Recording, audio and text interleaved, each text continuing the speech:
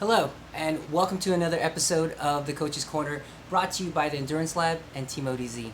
Every episode, you can join us as we recap the week and answer your questions from our community and our athletes, as well as our viewers. So hopefully you tune in every single week. My name is Jason Flores, one of your Endurance Lab coaches. So I just want to start off, it is definitely continuing to be a crazy time for our athletes, as well as our coaches, and just as a whole. I think just looking into our smaller group of community that we have built, we're in this situation where we are trying to find the things that we love and to try to make those things kind of drive what we do outside of what today's normal is. And so a lot of our questions today are going to kind of hinge on that, as well as our opportunity now as it shifts from doing a lot of indoor work to having some opportunities to make it ourselves to go outside and to do some outside riding. So we'll cover some of those today, and if any other questions come up as we go along here, I'm hoping that you'll drop some questions down here in the comments and we can address those as well in future episodes, or if it's a short thing, we will go ahead and address them just straight away. Hopefully you guys are enjoying this shorter format, this kind of more personal format. We do have some interviews and things like that coming up in the near future. We have some great stories from athletes that have done some great things during this time, and we'd love to share those stories of our Endurance Lab athletes.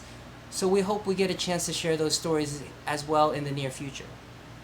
So I wanted to start off with a couple questions. We're going to hit on a couple things. We'd like to give a couple tips on moving some of your Endurance Lab workouts or just your workouts, structured workouts, outdoors. Transitioning them from indoor workouts to outdoor workouts. We're going to talk a little bit about avoiding burnout and how to just kind of get a bigger idea of how to enjoy your sport, cycling, running, swimming, whatever it may be for you.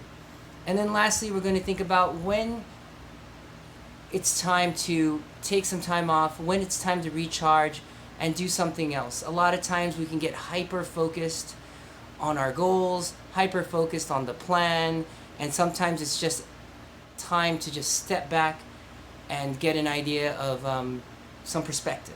So hopefully we can have a conversation about that.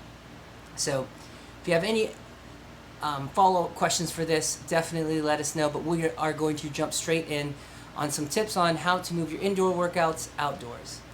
So if you're an Endurance Lab workout athlete, you get your workouts weekly from your coaches, whoever they be assigned from. You may have a coach of your own if you're listening in, and you get your week's worth of workouts. And with the opportunities that we have, the time that you may have, you may want to transition some of those or be able to do some of those outside.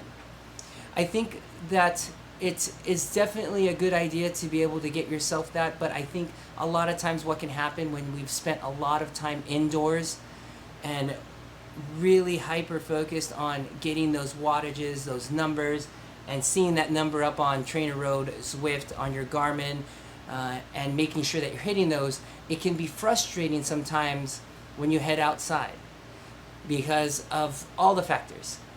It could be as easy as not setting up the average, power screen on your Garmin from being 1 second to 3 second or even 10 second, which is something that I really feel is important, because you can see that number kind of level off a bit versus react constantly to every single input, which in fact what is coming from our power meters if we actually read it at every 1 second power, without all the smoothing that we get from whether it be an indoor trainer like the Ceres or the Kicker or the Neo. You're not getting some of that smoothing that you may be seeing from your indoor workouts.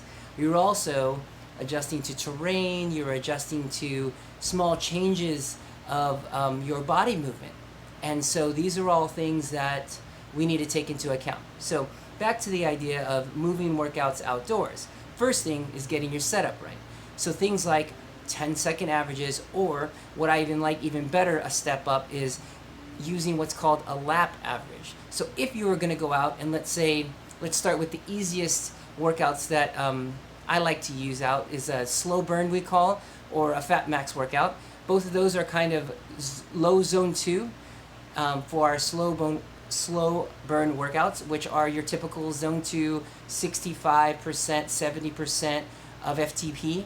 And if you are using power, you can easily get out to an area where you are going to have undisturbed road, hopefully for some amount of time, and you're able to hit the lap button and get your average wattage during that lap. Let's say it's 10, 15, 30 minutes if you've got a really good stretch of road.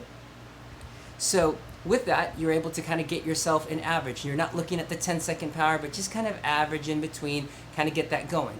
Normalized power will work very similarly. Average power is nice. I like it for shorter intervals because you are actually constantly on the power versus a variation throughout the interval. So if you're looking to do a zone 2 workout, you've got plenty of room.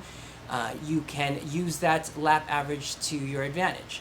So switching over to like a more tempo workout, and a lot of our riders like to do this because there is varying terrain.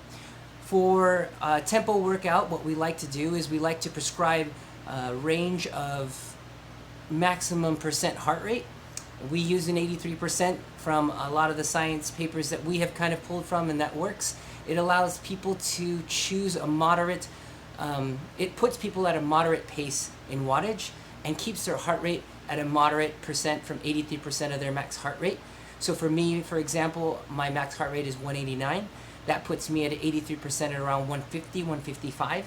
So that makes it so that with that average heart rate over time, even with some varying terrain, it reels me back and allows me to kind of average my wattage and kind of still get some ups and downs and things like that, and varying your terrain, and still get kind of the focus of that workout. Does that make sense? So you're still able to go out with a heart rate based target and be able to hit those things. So not necessarily needing that power meter every single ride, but you're looking at just the heart rate. And really kind of on these 2 workouts, these are kind of the bread and butter that I send outdoor with our athletes. And because the second part of this idea, or the second part of the week, are our focus workouts. And the focus workouts are the ones that are difficult to execute outside. For example, for the riders who are in the race portion of our builds, so you go base, you've got build, and now you're kind of in the race part, the race blocks, you have got some pretty challenging workouts. You've got 2 minutes on at somewhere above, close to VO2 max.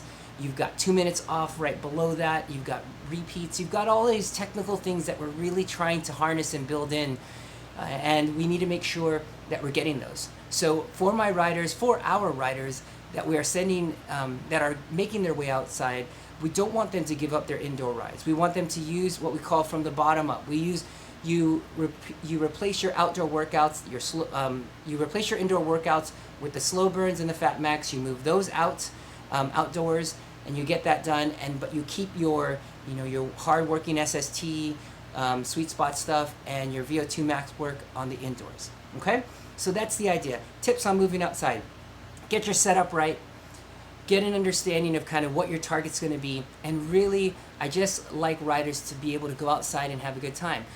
You can get it to replace one of your races of the week, whether you're doing it indoors or outdoors, and kind of use that time to kind of just go at it. No numbers, no nothing, just go out, have a good time with everybody, and just have at it. So that's what I really enjoy. But if you're trying to get some structure out of it, I would really say start with the slow burn stuff, the zone 2 stuff, and kind of work your way from there. All right?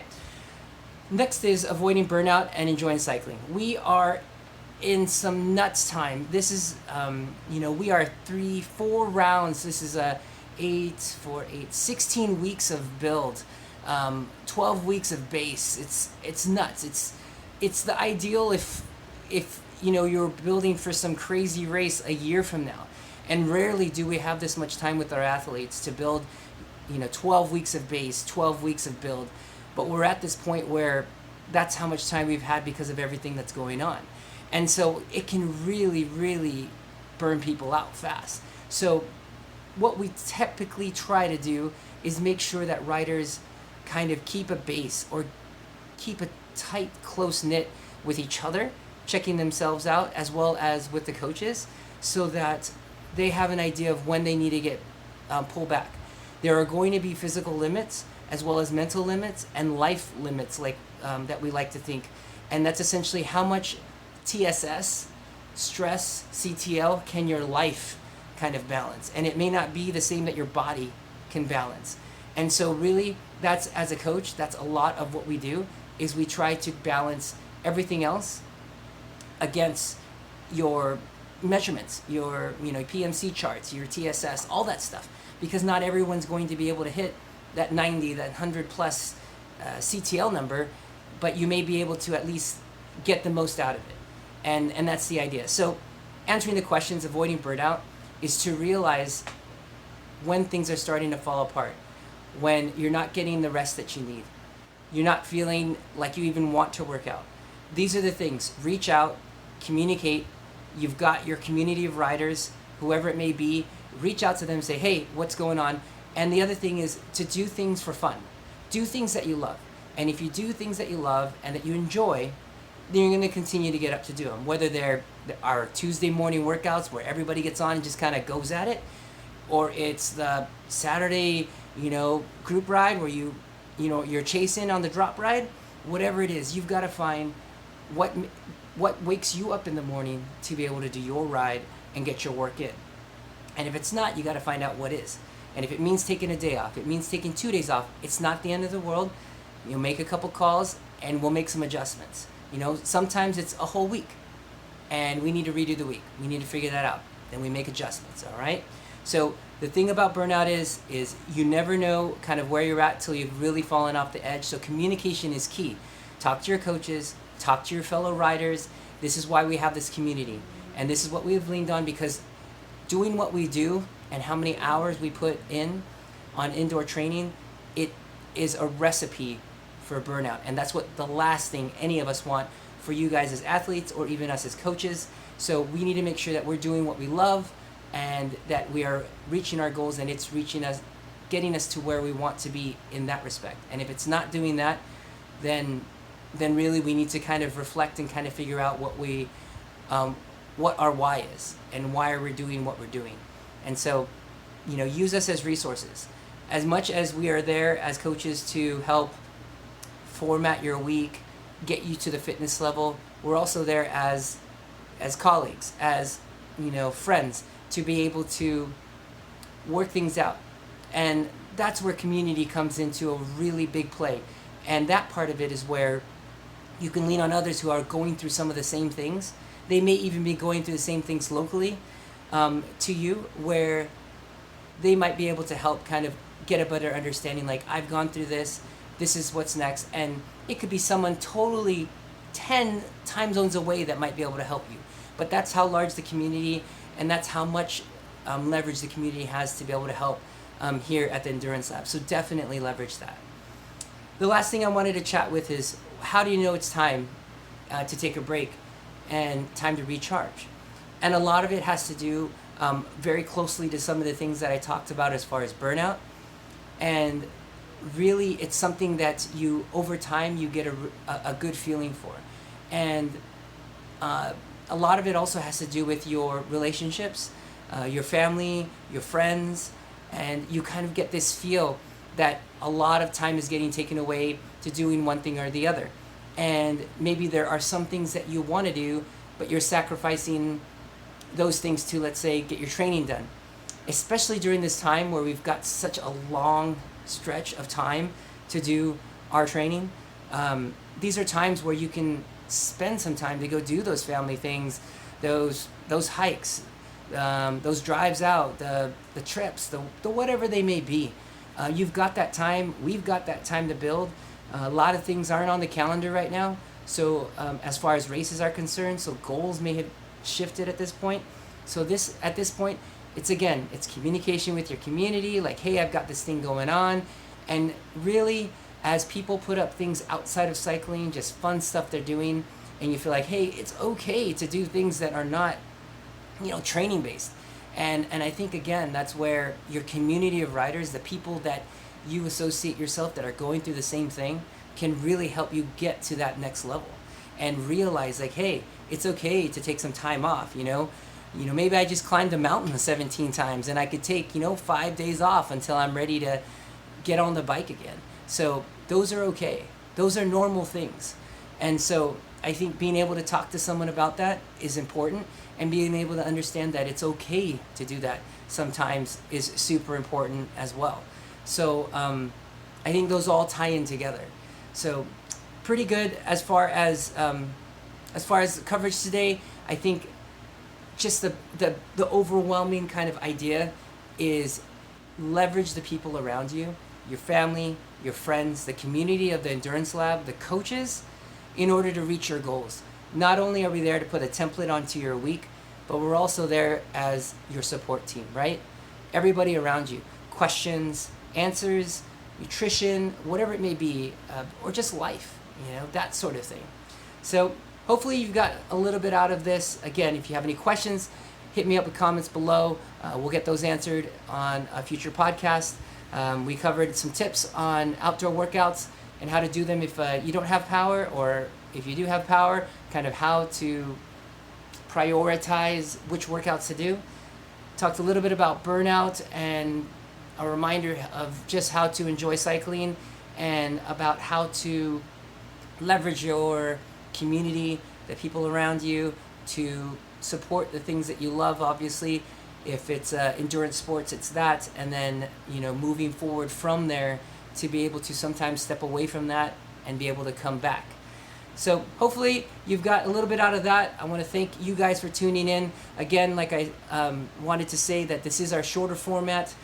We're hoping to get in and out within around 15 or 20 minutes to make this a quick thing that you can do on a warm-up, on a walk, or that sort of thing. So again, thank you guys for joining us here today in the Coach's Corner. If you like what you hear, and we would love some love, so if you could share it with your friends, and if you have any questions and would like to be interested in hear us talk about it on a future episode, you can send it to coaches@endurancelab.fit. And don't forget, you can follow us on Facebook at The Endurance Lab, and on Instagram at The Endurance Lab as well, and online at www.endurancelab.fit. Until then, we'll see everyone on the next episode. Thanks for tuning in.